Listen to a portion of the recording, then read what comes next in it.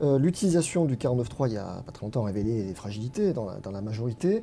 Les frondeurs sont taxés d'immaturité par Manuel Valls depuis quelques temps, mais pourtant dans l'opinion, ils sont plutôt soutenus. Il y a des bons chiffres de soutien aux frondeurs qu'on estime être des sentinelles de gauche pour rappeler à François Hollande certaines promesses. Est-ce que c'est comme ça qu'il faut les voir, les frondeurs? Est-ce qu'il faut les voir comme des sentinelles pour rappeler un marqueur de gauche à François Hollande qui pourrait être susceptible d'oublier certaines de ses promesses?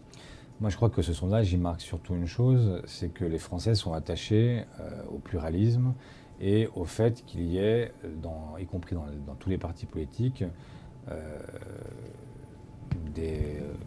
un débat qui soit un débat euh, Donc riche. les frondeurs sont utiles encore aujourd'hui au Parti Et je socialiste. pense qu'il y a une utilité. Mais c'est là où les sondages sont quand même, ne peuvent pas apporter toutes les réponses. C'est que si vous aviez sondé sur le sentiment de quoique permanent, vous auriez aussi eu des sondages qui étaient très largement, où les Français auraient condamné très largement les couacs en disant c'est impossible d'avoir des gens qui ne s'entendent pas entre eux. Donc il y a à la fois à maintenir un débat qui est un débat important entre nous et en même temps, au moment de la décision finale, arriver à se rassembler. Moi, et j'ai la même position que les Français de ce point de vue-là, c'est-à-dire que je considère que le débat, il est non seulement légitime et naturel, mais même il est indispensable. Et en même temps, quand une décision est prise, il faut s'y plier parce qu'autrement, il n'y a plus de capacité à gouverner. Justement.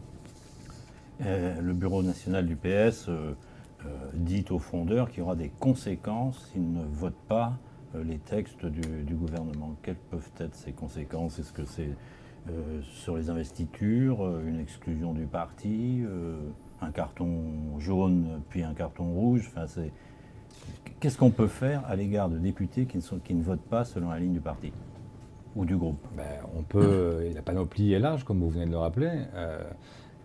Qu'est-ce qu'on a adopté au bureau national du PS? On a adopté un rappel à la règle qui est en réalité relativement simple. C'est que, comme je viens de le dire, on a tous le droit d'avoir une opinion. Et on a tous le droit de l'exprimer, y compris.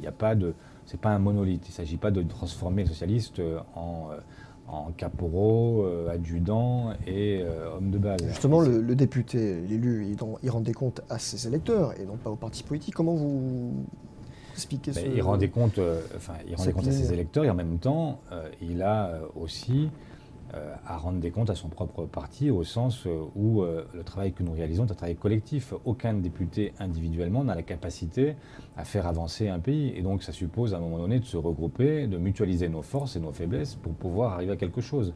Donc le débat il est légitime, mais quand il est sanctionné par un vote qui est un vote majoritaire, la démocratie c'est aussi de respecter le fait majoritaire. Ce que j'ai expliqué au bureau national la semaine dernière à mes amis frondeurs, c'est qu'eux-mêmes cherchent à être majoritaires. Au prochain congrès, puisqu'il y a un congrès au Parti socialiste comme tous les 3 ans, ils veulent être majoritaires.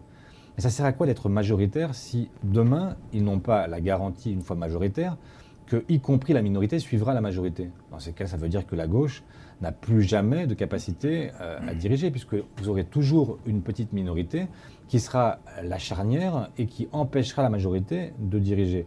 Tout ça est un peu compliqué le matin, mais enfin, c'est quand même la vérité. Et donc, il faut respecter le fait majoritaire, parce que c'est l'outil. Et tout sort de la gauche, c'est ça, c'est d'avoir cherché à dépasser l'infinité de Ségolène Royal, l'infinité de chapelles qui, en fait, coexistaient.